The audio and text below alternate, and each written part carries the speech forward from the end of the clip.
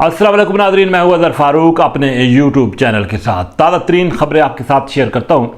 सबसे बड़ी और अहम खबर आपने सुनी होगी, पाकिस्तान तहरीक इंसाफ के वाइस चेयरमैन शाह महमूद कुरैशी को रिहा कर दिया गया है।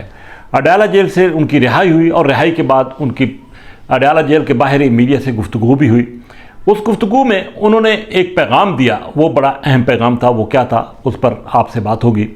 इसके साथ साथ सुप्रीम कोर्ट के चीफ जस्टिस रिटायरमेंट की तरफ जा रहे हैं और सुप्रीम कोर्ट के तमाम जजेस छुट्टियों पर रुखसत हो रहे हैं। सुप्रीम कोर्ट में उन केसेस का क्या बनेगा जो कि ज़ेर समात थे और जिन पर पूरी कौम की नज़रें थीं, उस पर भी बात होगी। सबसे बड़ी और अहम खबर जो कि आज है वो है शाह महमूद कुरैशी की रिहाई की। शाह महमूद कुरैशी अदालती फैसले के बाद आज रिहा होते हैं और रिहाई के बाद उन्होंने मीडिया से एक गुफ्तगू भी की है।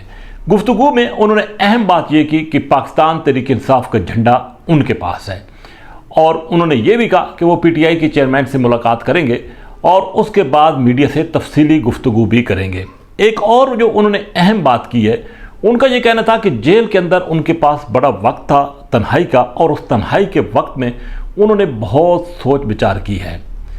वो सोच विचार क्या थी, उस पर भी आपसे बात कर लेते हैं। वो सोच विचार ये थी कि एक वफ्द मिलता है 3 अरकान पर मुश्तमिल, जिसमें फवाद चौधरी हैं, इमरान इस्माइल हैं और महमूद मौलवी हैं। उन्होंने तवील मुलाकात की शाह महमूद कुरैशी साहब के साथ। अडयाला जेल के अंदर खसूसी तौर पर एहतमाम कराया गया था इस मुलाकात का और उस मुलाकात का मकसद ये था कि पीटीआई के अंदर एक ऐसा रद्द-ए-अमल का मुज़ाहरा किया जाए, एक ऐसी हिकमत अमली वज़ा की जाए कि माइनस इमरान खान पाकिस्तान तहरीक इंसाफ आगे बढ़े। उस मुलाकात के बाद फवाद चौधरी साहब ने मुख्तसर सी मीडिया से गुफ्तगू भी की थी, लेकिन आज जब रिहाई हुई है तो रिहाई के बाद ये बात सामने आ गई है कि शाह महमूद कुरैशी इस रिहाई के बाद दोबारा जेल नहीं गए, बल्कि उनकी रिहाई अमल में आई है और वो उस रिहाई के बाद अडयाला जेल से रवाना हुई। वहाँ से रवाना होने के लिए वो अपने घर की तरफ रवाना हुई है अडयाला जेल से, लेकिन शाह महमूद कुरैशी एक काफ़ी टाइम गुजरा अपने घर नहीं पहुँचे। वो किसी और जगह कोई ख़ास मुलाकात के लिए गए थे।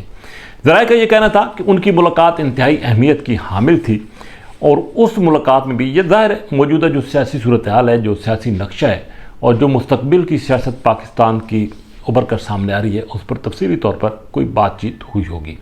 वो मुलाकात किसके साथ हुई, यकीनी तौर पर ये सबको मालूम है कि मुलाकात तो अहमियत की हामिल कहाँ हो सकती है। बहरहाल शाह महमूद कुरैशी की रिहाई के बाद हौसले खासे बुलंद थे और जैसा कि पहले मैंने कहा है कि अगर शाह महमूद कुरैशी का मामला कुछ उलझन का शिकार होता तो वो दोबारा अडयाला जेल जाते या किसी और जेल अब तक मुंतकिल हो चुके होते, क्योंकि अली मोहम्मद खान जो हैं इस वक्त जेल के अंदर मौजूद हैं। 2 दफ़ा उनकी भी रिहाई हुई, लेकिन दोबारा उनको गिरफ़्तार किया गया। कुछ और भी पीटीआई के रहनुमा हैं, वो भी अभी तक गिरफ़्तार हैं। तो शाह महमूद कुरैशी अब पाकिस्तान तहरीक इंसाफ के अंदर एक मरकज़ी किरदार अदा करेंगे और उनका किरदार अहमियत का हामिल होगा। पीडीएम के लिए ये उनका किरदार इस लिहाज से भी अहमियत का हामिल होगा कि शाह महमूद कुरैशी अब जेन्युइन अपोजिशन का किरदार अदा करेंगे पाकिस्तान तहरीक इंसाफ के अंदर रहकर, और वो एक नया नक्शा जो है वो पीटीआई का उभर कर सामने आने वाला है। कुछ दिनों में इस हवाले से सब कुछ सामने आ जाएगा। लेकिन एक बात बिल्कुल वाज़ेह है कि पीटीआई को जो लोग छोड़ के जा रहे हैं वो किसी और जमात में एडजस्ट नहीं हो रहे और नहीं होना चाहते हैं। उनकी ये कोशिश है कि एक ऐसा प्लेटफार्म हो जहाँ पर वो रहकर सियासत कर सकें। कुछ तो जहांगीर तरीन ग्रुप के साथ शामिल होने के लिए तैयारी पकड़ चुके हैं, कुछ ने शमूलियत इख्तियार कर ली है, लेकिन ज़्यादातर वो लोग हैं जो हिचकिचाहट का महसूस कर रहे हैं और इस बात का कभी इम्कान है कि वो शाह महमूद कुरैशी साहब के साथ चलेंगे। और पीटीआई की क़यादत जो है, जो संजीदा क़यादत है, वो भी ये समझती है कि एक ऐसा हल निकाला जाए ताकि पाकिस्तान तहरीक इंसाफ का वोट बैंक भी बरकरार रहे और पीटीआई अपना मरकज़ी सियासी किरदार जो है वो भी अदा करती नज़र आए। बहरहाल देखना यह है कि पीटीआई के चेयरमैन की किस हद तक आशीर्वाद शाह महमूद कुरैशी साहब को हासिल होती है और किस अंदाज से इन मामलात को वो हैंडल करते हैं। लेकिन एक बात तय है कि अब पीटीआई ने जो सियासत करनी है वो सियासत इस वक्त तक जो हालात नज़र आ रहे हैं वो माइनस इमरान खान साहब की कोशिश हो रही है। آگے چل کر اس تمام تر جو جزیات ہیں وہ بھی طے ہو جائیں گی، لیکن پاکستان تحریک انصاف کی جو سنجیدہ طبقہ ہے وہ چاہتا ہے کہ پی ٹی آئی برقرار بھی رہے ایز اے پارٹی اور سیاست میں اپنا مؤثر کردار بھی ادا کرتی رہے۔ شاہ محمود قریشی کی ملاقات کہاں ہوئی، کس سے ہوئی، یہ بھی کچھ دنوں کے بعد سب کچھ سامنے آ جائے گا، لیکن یہ ملاقات ایک اہمیت کی حامل تھی اور اس ملاقات کے نتائج اور اس کے اثرات بھی آپ کو نظر آئیں گے جلد ہی۔ اب جناب ستمبر کا مہینہ پاکستان کی حوالے سے اہمیت کا حامل ہے۔ اس مہینے میں چیف جسٹس سپریم کورٹ نے ریٹائر ہو جانا ہے۔ نئے چیف جسٹس قاضی فائز عیسی صاحب اپنی ذمہ داریاں سنبھال لیں گے۔ سپریم کورٹ میں بڑے اہم کیس اس وقت زیر سماعت ہے۔ ایک تو آڈیو لیکس کا کیس ہے، سپریم کورٹ کے جو پروسیجر اینڈ پریکٹس بل ہے اس حوالے سے جو قانون ہوا تھا اس کا بل ہے، اور ایک سپریم کورٹ ریویو ججمنٹ کا بل ہے، وہ بھی اس وقت سپریم کورٹ میں وہ بھی لگا ہوا ہے، اور اس کے ساتھ ساتھ انتخابات کا بل ہے جو کہ پنجاب میں انتخابات ہونے تھے۔ تو اب لگ یہ رہا ہے کہ یہ تمام جو کیسز ہیں اہم نوعیت کے، یہ کیسز اب پس منظر میں جا رہے ہیں۔ کچھ بھی تو سماعت غیر معینہ مدت کے لیے ملتوی ہو چکی ہے۔ بڑی جو اب صورتحال سامنے آ رہی ہے وہ یہ ہے کہ 15 جون سے 15 اگست تک 2 مہینے کے لیے سپریم کورٹ کی چھٹیاں آ رہی ہیں، چھٹیوں کی اناؤنسمنٹ ہو چکی ہے، یعنی کہ آج سے تقریباً 8 یا 9 دن کے بعد سپریم کورٹ میں چھٹیاں شروع ہو رہی ہیں، اور یہ جو اہم کیسز چل رہے ہیں یہ ان 8-9 دنوں میں یہ پائے تکمیل تک نہیں پہنچے گے۔ 2 مہینے کی جو چھٹیاں ہوں گی اس میں بینچز اویلیبل نہیں ہوں گے، ججز اویلیبل نہیں ہوں گے، چھٹیوں پر ہوں گے، اور سماعت 2 مہینوں میں یعنی کہ 2 ماہ تک سپریم کورٹ میں ان کیسز کی سماعت نہیں ہوگی۔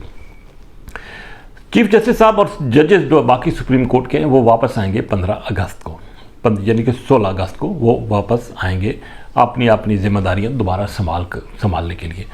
تو جب وہ چیف جسٹس واپس آئیں گے تو ان کے پاس 1 مہینے سے بھی کم عرصہ جو ہے وہ باقی رہ جائے گا as a chief justice supreme court. تو ان دنوں میں وہ ظاہر طور پر اس کی اپنی ملاقاتیں بھی کریں گے، کچھ بارس کے ساتھ ملاقاتیں کریں گے، اپنے فنکشنز بھی ہوں گے۔